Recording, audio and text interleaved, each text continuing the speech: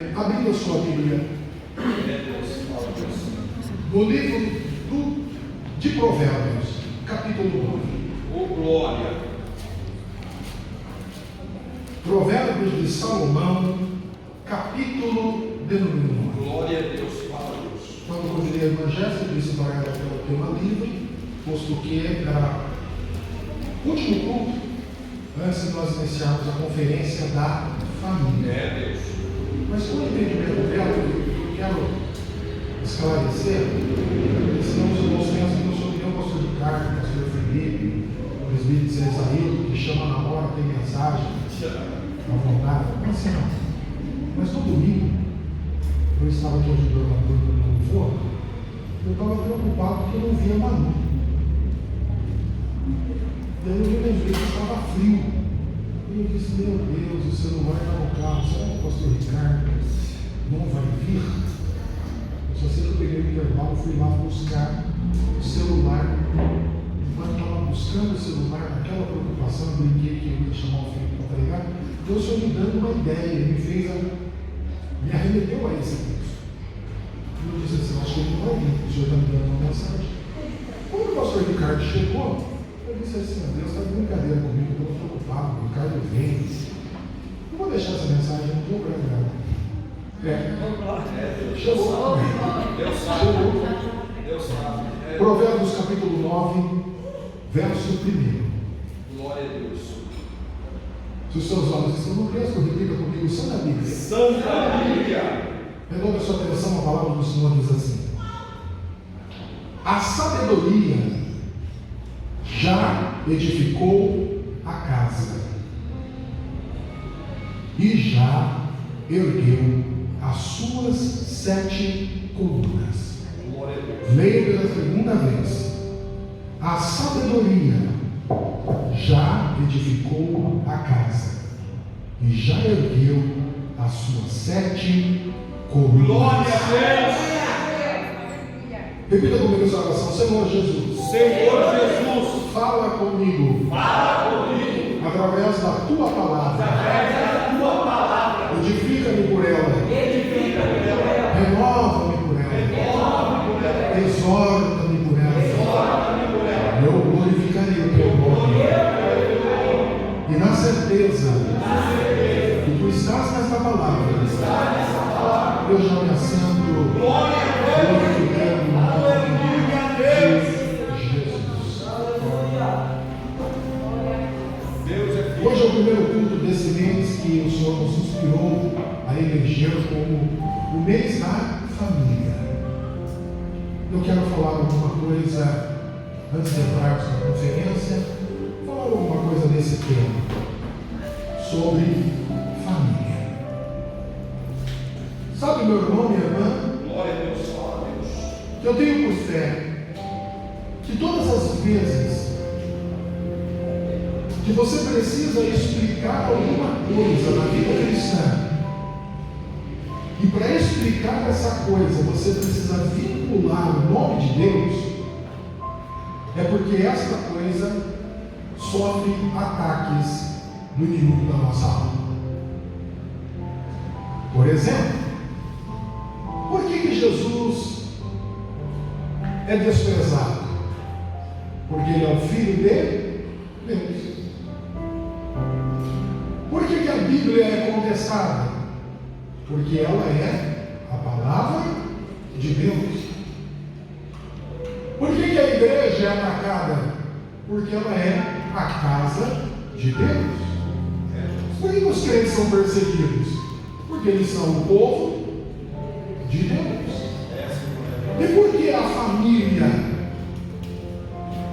está sendo vilipendiada, atacada na base dessa instituição que é a instituição máter da sociedade?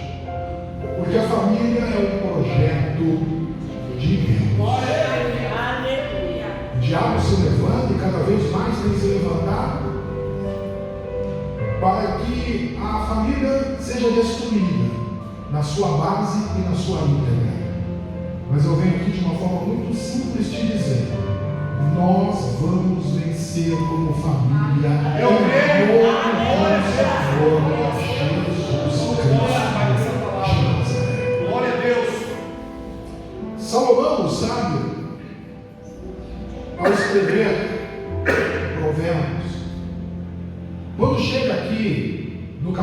número 9,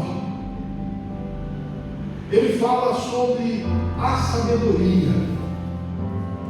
A sabedoria que já edificou casa e já ergueu 7 colunas.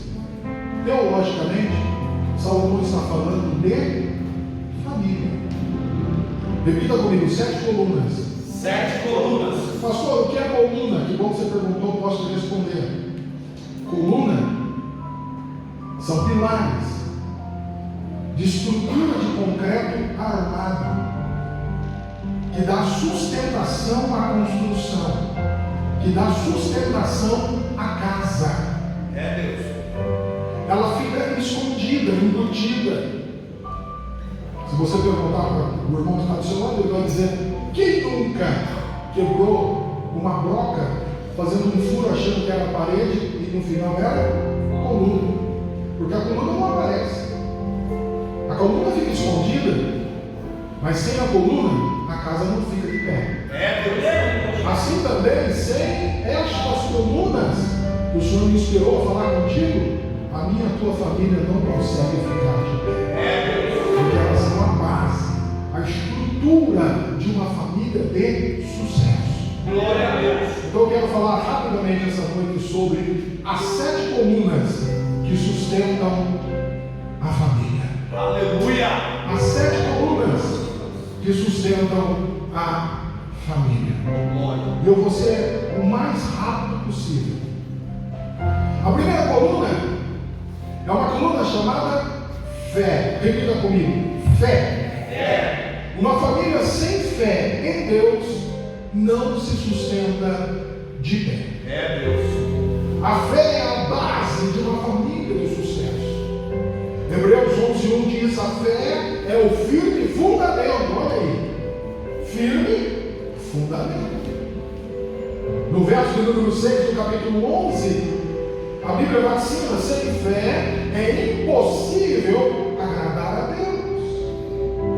No capítulo 10, verso de número 38, a Bíblia também diz: o meu justo viverá da fé, e se ele recuar, a minha alma não tem nele prazer. É Deus.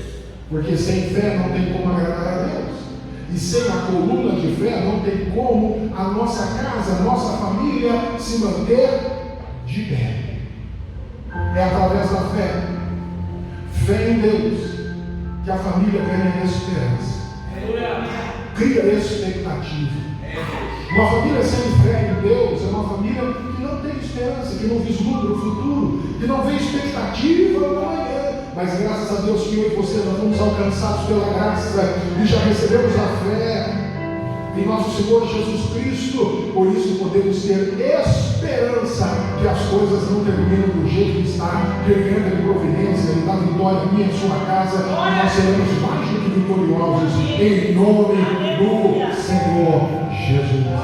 Glória a O Deus. apóstolo São João escreveu em 1 João 5,4: todo aquele que é nascido de Deus venceu o mundo. Diga para o seu irmão: parabéns.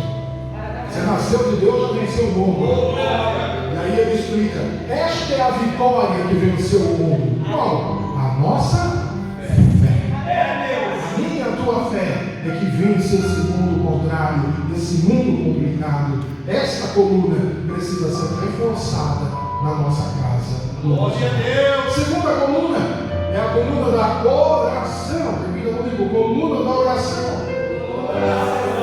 1 Tessalonicenses capítulo 5:17, o apóstolo Paulo exorta-nos: orai sem cessar. Não existe como ter uma família forte, vitoriosa, sem oração. Uma família que não ora é como uma casa sem telhado. É uma casa que não tem cobertura, e no caso, não tem cobertura espiritual. A oração é a base de recebermos as bênçãos que aurimos do nosso Senhor. Uma casa que não tem oração, qualquer ventinho está derrubando. Qualquer ventinho está trazendo crise nos alicerces, porque ela não tem a cobertura de oração. É Deus. O apóstolo São Tiago escreveu na sua missiva no capítulo 5, Tiago 5, Está alguém aflito no vosso meio? Está alguém doente entre vós? Chama os presbíteros. Eles vão orar pelo enfermo, vão ungir o óleo, e o enfermo sarará. Glória a Deus. E Deus o levantará. Glória a Esse é o poder da oração. E nós não podemos, no mundo que vivemos, deixar a nossa casa padecer desta coluna, a coluna de oração. Vira para o seu irmão e diz: irmão, você está ruim orando, imagine sem orar. Estava pior. Terceira coluna, eu vou ser rápido: coluna do amor. Aleluia. Primeira comigo, a terceira coluna é coluna do amor. E já deixa eu te dar uma vacinada santa. Se algum dia alguém te diz: meu irmão, amor é sentimento, te enganaram. Porque amor para o cristão é mandamento, não sentimento. Jesus Cristo um dia reuniu os seus discípulos e disse: novo mandamento vos dou, amai-vos uns aos outros. E não existe lugar, não existe ambiente melhor para exercitar o amor que dentro da nossa casa, no seio da nossa família. Participarmos, não é? Demonstração diária de carinho, de afeto, de afetividade. O apóstolo Pedro escreveu em 1 Pedro 4,8: acima de tudo, porém, tende intenso amor uns pelos outros. Você pode não gostar do seu irmão, você pode não gostar do seu irmão. Seu filho te irrita, mas ama. E quando você vê os defeitos dele, você lembra dos teus que você já cometeu. Aí você fala assim: é escarrado, não tem. O amor tem que ser revisto, reestruturado. Que a coluna do amor não falte na minha e na sua casa, porque Deus vai nos dar. Quarto lugar, quarta coluna, a coluna da comunicação. Repita: a coluna da comunicação. Não é comunicação com o vizinho, não é comunicação com o primo, não é comunicação com o cunhado, não é comunicação das redes sociais, é comunicação dentro de casa. Estamos vivendo numa época que tem gente que não larga o celular nem a mesa. Numa refeição, a família toda está com o celular na mão, parece que estão conversando por WhatsApp. Não se falam, não se comunicam. Restringe a sua comunicação dentro do lar através de mensagens pelas redes sociais. E quando vão falar, falam de forma ríspida, como se estivesse atrapalhando alguma coisa de vital importância que estivesse falando. Irmão, nós precisamos rever a coluna da comunicação dentro da nossa casa, para fortalecer os laços familiares. Comunicação franca, sincera, direta, aberta. Colossenses capítulo 4, versículo 6 nos dá, Paulo, uma orientação tremenda a respeito da comunicação do lar. Ele diz assim: seja a vossa palavra sempre com graça, temperada com sal, para saberdes como responder aos outros. Você sabia que nós temos que orar? Deus, me dá graça para falar. Senhor, tempera as minhas palavras. Eu sou rendido a algumas coisas, uma das quais eu sou rendido ao poder de comunicação do pastor Decidir. E eu às vezes entendo que eu tenho que pedir mais a Deus que a minha comunicação seja mais temperada.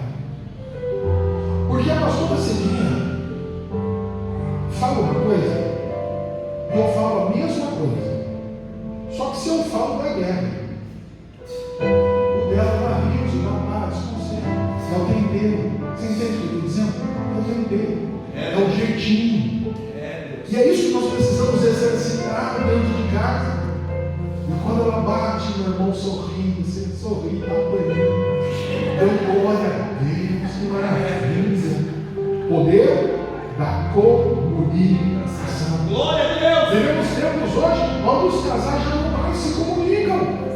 Eu contei alguns anos atrás, talvez alguém lembre ou não, a respeito de um casal, de dois senhores, que vendo a longevidade da vida, o avançado da idade, foram até uma empresa funerária comprar um convênio. Como nós temos hoje algumas empresas funerárias, né? Que você faz um convênio, já se preparando e tal. E o casal foi junto. E na frente do vendedor, o vendedor estava explicando no escritório como é que funciona. Não se preocupa com nada, fica com esse telefone na carteira, qualquer coisa que aconteça, não atenda ninguém, só o telefone, nós providenciamos tudo, está tudo incluso no plano. E eles foram concordando, e eles tinham comprado um lugar que o túmulo não era um em cima do outro, era um do lado do outro. E o vendedor fez a eles só uma pergunta: quem fica com o túmulo da direita e quem fica com o túmulo da esquerda? Ou vocês não ligam para isso? A mulher disse: não, eu não ligo para isso. O homem disse: eu quero da direita. A mulher olhou para ele e falou: mas na nossa cama você só dorme à esquerda? Eu sempre quis dormir à direita, mas você nunca me perguntou. Então, velhinho, nunca se comunicava a respeito do lugar do lado da cama que queria dormir. Falta de comunicação. Quando o senhor irmão diz assim: irmão, não deixa para Deus resolver, não. Resolve já. Deus. Quinto lugar, quinta coluna, a coluna da gratidão. Glória a Deus. Nós precisamos dentro da nossa casa a coluna da gratidão. Sermos agradecidos por aquilo que temos. Sermos agradecidos por aquilo que recebemos. Às vezes estamos numa expectativa tão grande de coisas que nós queremos, que nós esquecemos de dar graça por aquilo que já conquistamos. E quem tem vida de fé sabe que com Deus você dá graça no pouco para poder usufruir o muito. Seja grato. Olha Jesus, uma multidão de quase 15 mil pessoas para alimentar, trouxeram para ele 5 pães e 2 peixinhos. Um dos discípulos disse: que é isso, hein? Não mata nem a forma, pastor Felipe. O que é isso aqui? Mas Jesus não reclamou. O que Jesus fez? Deu graças. Senhor, graças eu te dou. E sabe o que aconteceu? Glória. Ele alimentou 15 mil pessoas. Glória a Deus. Ainda sobrou 12 cestos cheios de gratidão. Por isso Paulo disse em 1 Tessalonicenses capítulo 5, versículo 18: em tudo dai graças, porque esta é a vontade de Deus em Cristo Jesus ao seu respeito. Seja grato, seja grato, seja grato, seja grato.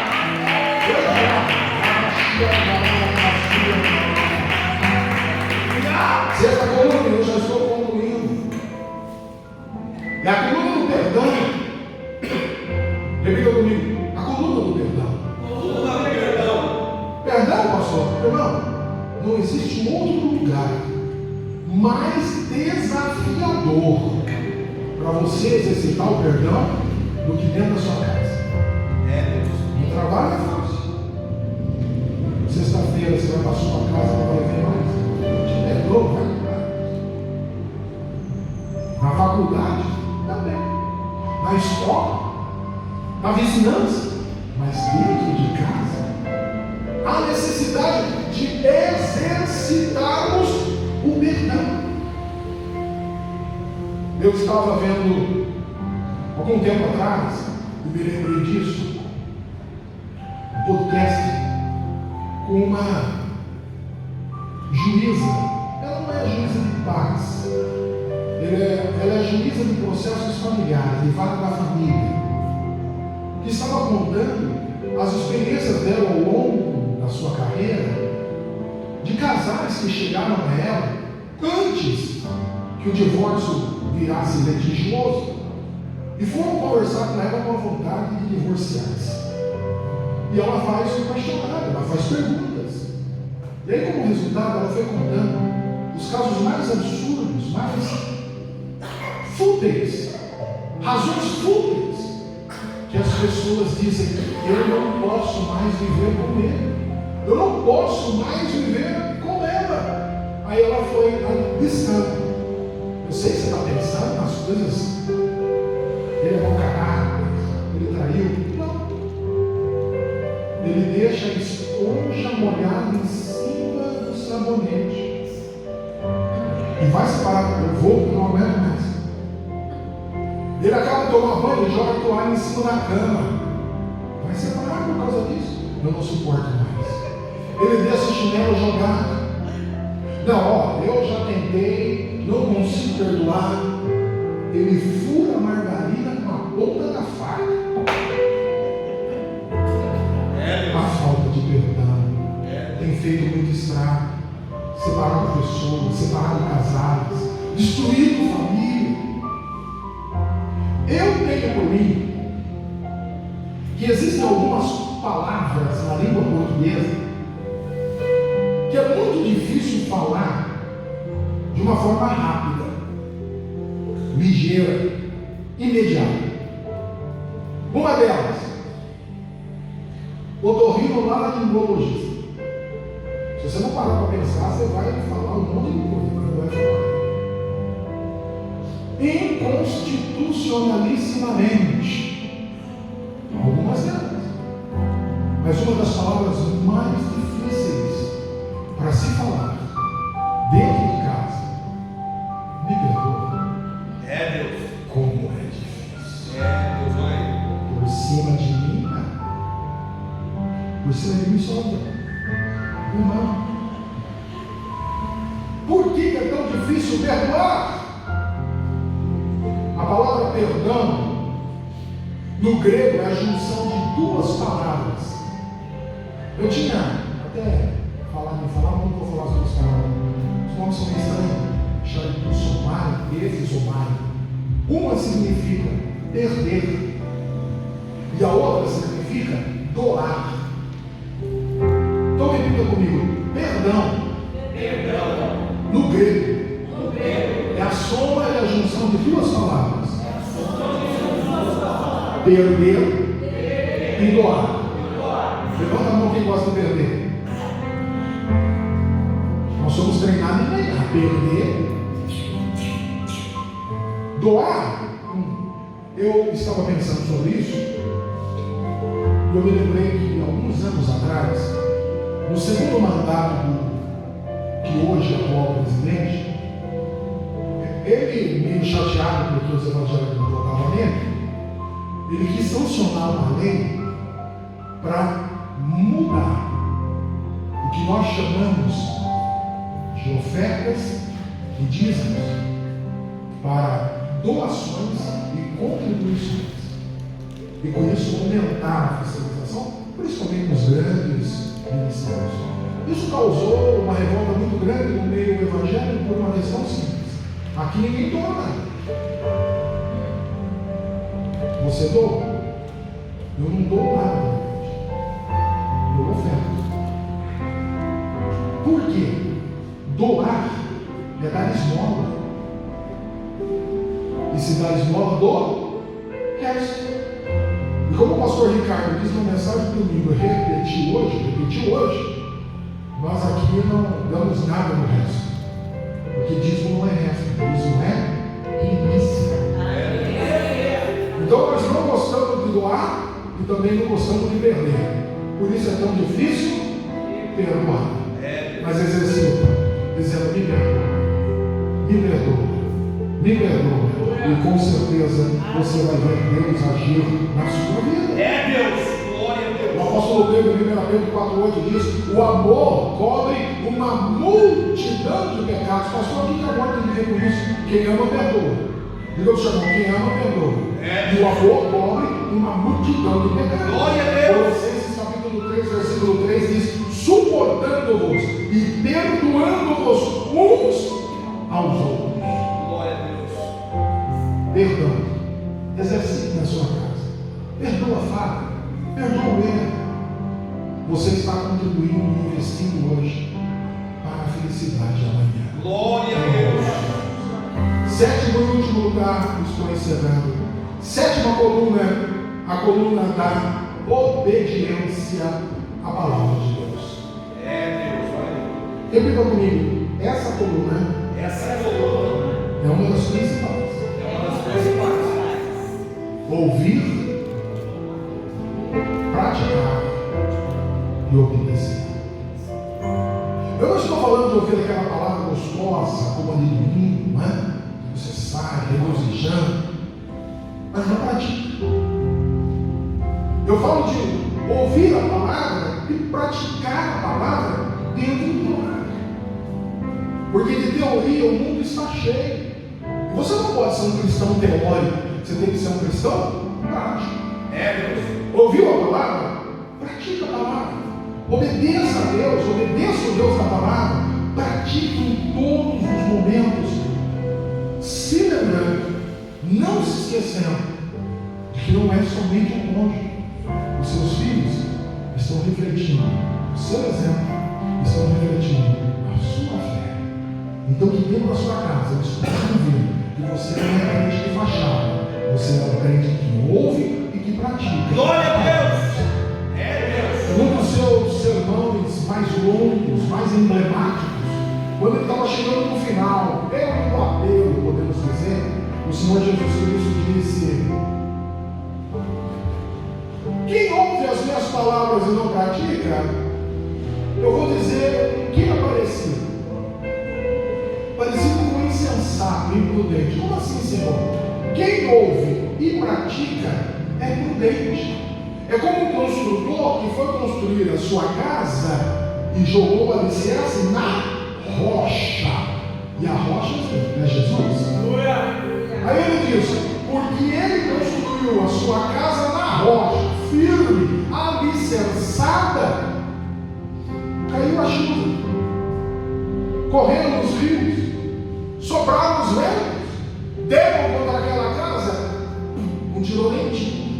A casa permaneceu de pé, porque ela tinha estrutura. Quem ouve e pratica tem estrutura. Aí ele vai dizer: mas sabe esse que ouve e não pratica? Entra para um lado, sai do outro. Eu comparo ele com um homem imprudente, insensato. Ouviu e não praticou?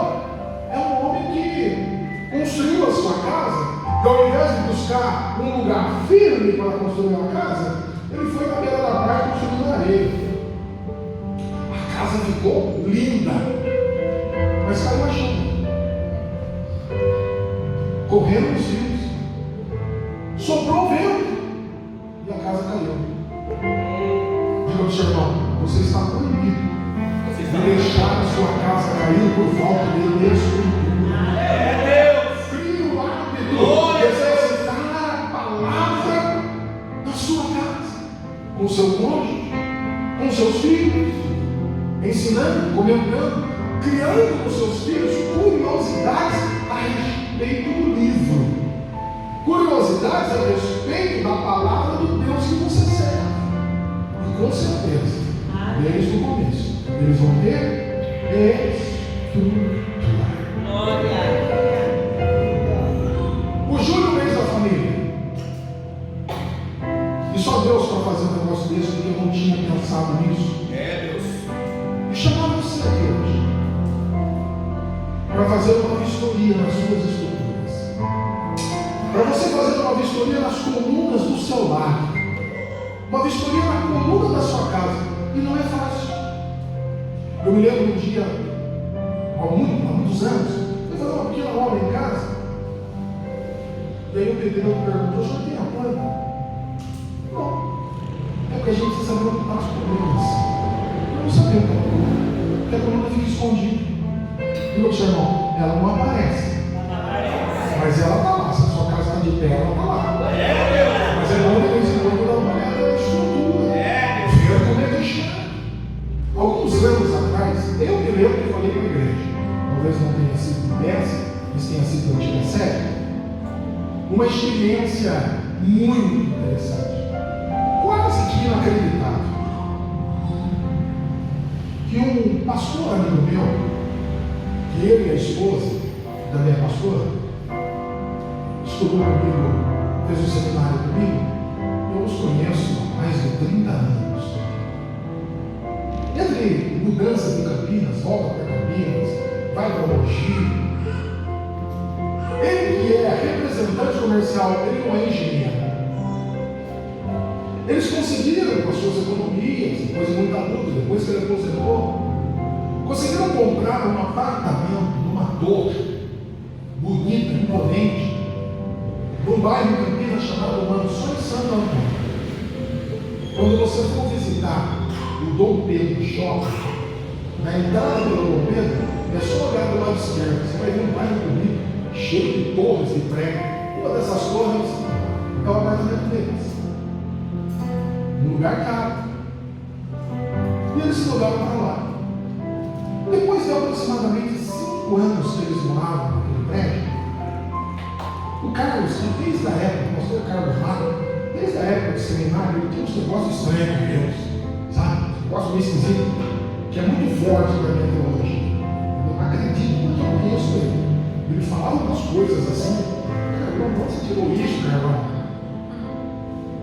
O pastor Carlos levanta de madrugada, assustado, acorda a pastora Zezé, Maria José, e diz para ela: você não sabe que Deus me revelou em sonho. Não, porque eu não estava sonhando com você, só estava dormindo. Fala para mim que ele revelou. Ele revelou que esse prédio vai cair. Carlos, você comeu chuchu lá na janela? Volta a dormir. Ele não conseguiu voltar a dormir. Ele ficou reunido das 4 da manhã até as 6. Que ele entendeu que Deus tinha mostrado para ele. Ele via aquele prédio ruir, 22 andares, uma torre imponente. Passado algum tempo, ele desassossegado com essa visão que Deus lhe deu, essa revelação que Deus lhe deu, ele foi para a reunião do condomínio. Eles estavam discutindo uma série de coisas, um paisagismo, não é? Salário de funcionário, umas coisas assim. O Carlão pega a palavra e lança esse sonho. Irmão, se tem crente que não acredita, imagina o incrédulo. Aí chegou uma reunião do condomínio e falou: vocês não servem a Deus que eu sirvo, mas o meu Deus que eu sirvo me revelou há uns 2 ou 3 meses que esse prédio vai cair. Impossível. Esse prédio não tem 10 anos de construção. Não tem como. Deus me mostrou. O que nós vamos fazer? Vamos te expulsar daqui, né? Essas histórias. Mas todo mundo ficou com uma pulga atrás da orelha. E aí toda reunião do condomínio perguntavam para ele: você sonhou de novo? Eu não preciso sonhar de novo. Meu Deus, Deus tem que ficar repetindo coisas. Ele já falou. Agora, por quê? Eu estou tentando nele descobrir por quê. O síndico entrou em contato com a construtora e contou a história. Tem um morador. Ele fala que não é sonho. Fala que Deus dele revelou para ele. Existe essa possibilidade? Na engenharia existe, precisa ver. Nós vamos fazer uma vistoria. Vai mandar um grupo de engenheiros fazer, da construtora que construiu, fazer uma vistoria nas torres. Foram no estacionamento inferior, começaram a fazer medições na coluna e depois saiu o resultado. Tudo perfeito. Seu Carlos, desculpa, o pessoal da construtora veio ali, os engenheiros, e não cobraram nada, mas eles fizeram a vistoria, falaram que está tudo perfeito. Então é coisa da minha cabeça. Os engenheiros foram numa segunda, numa quarta-feira, eles sonham de novo. Essa torre vai cair. Aí ele ficou preocupado. Ele foi falar com o síndico. Como isso é possível? Você não acha que a gente deveria perguntar ou chamar engenheiros independentes que não fossem a construtora para dormir sossegado, não é? Eu vou conversar com os outros condôminos. Fizeram uma reunião e começaram a acreditar no Carlos. Contrataram os engenheiros da MRV, que não era a mesma construtora. E eles foram lá e passam os senhores descobriram que quando o prédio foi construído, na primeira fase até o terceiro andar, foi usado areia de praia. E eles começaram a descascar as colunas do estacionamento e tiraram provas e mandaram para o laboratório que elas estavam esfarelando por dentro. Foram com estetoscópio nas colunas e conseguiam ver pequenos estalos na coluna. Eu só sei que no final dessa história, a construtora teve que pagar 3 meses de hotel para eles. Levaram equipamentos, né, usados no Japão, bolas, macacos hidráulicos gigantescos para estruturar o prédio, para refazer todas as colunas. Demorou quase um ano, mas não aconteceu nada. Refizeram as colunas todas na parte de baixo que sustentavam o prédio. Não precisa nem dizer que hoje lá é mais respeitado do que o síndico, né? E quando estavam resolvendo, fizeram uma reunião do condomínio e falaram para ele assim: se foi Deus que te falou ou não, só pelo teu alerta, nós aqui reunimos todos os condôminos e decidimos que você vai ficar 3 anos sem pagar condomínio. Nós vamos retirar o seu condomínio, todo mundo aqui. Deus é fiel, né? Deus é fiel. Mas só contar essa história. Você não acha que está na hora de você chamar o engenheiro do Espírito Santo? O Espírito Santo, o engenheiro do céu. Fala assim: Espírito Santo, faz uma vistoria na casa. Chama atenção. Me mostra o que pode estar de errado. Eu acho que não tem nada, Espírito Santo. Mas se tiver, me ajuda a consertar. Ele vai te ajudar. Aleluia. Fique de pé em nome de Jesus. Eu quero profetizar na tua vida que a tua casa não vai perecer, a tua família não vai perecer. Diferente do vento, da chuva, dos rios, da tempestade, das adversidades, a tua família vai ser vitoriosa, vai ter sucesso. Pastor, já tem as colunas balançando, fica tranquilo. A partir do momento que Deus abrir os teus olhos, você vai orar e Deus vai restaurar em nome de Jesus esta coluna que está defeituosa, essa estrutura que está comprometida, e o nome do Senhor na sua vida, na sua casa, na sua família vai ser glorificado, porque você dirá como Josué: eu e a minha casa serviremos com alegria ao Senhor. Se você crê, aplauda, glorifica. Tua casa não foi chamada para perecer, mas para vencer, em nome de Jesus. Falei demais. Deus abençoe a todos. Não esqueça, domingo nós temos a abertura da conferência da família, na primeira casa que Jesus entrou. E temos dito, na verdade, o que Jesus fez em cada uma das 13 casas que ele entrou, vai fazer na sua também. Então não perca, convida alguém, venha celebrar o Senhor, venha cultuar o Senhor, e com certeza o nome do Senhor vai ser glorificado.